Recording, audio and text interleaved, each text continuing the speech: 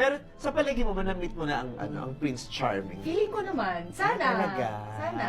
Talaga. So, ganun ka ka-in love ngayon sa boyfriend mo? Tsaka sabi ko sa kanya, pag nag-break pa tayo, hindi na ako mag-jowa. Ay, talaga?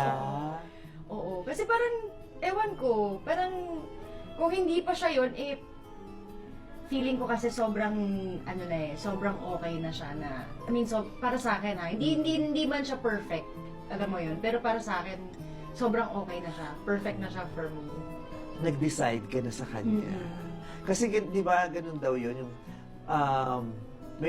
may makikilala kang tao, tapos may in love ka, tapos, pag naramdaman mo yung sobrang love na yun, magde-decide ka na. Oo. Eto na yun, di ba? Tsaka parang, for some reason, alam mo lang na, eto na yun. Oo. Yun yung na-feel ko sa kanya. Despite of the imperfections, di ba? Kaya sabi ko sa kanya, pag nag-break pa tayo, hindi na ako mag-jowa.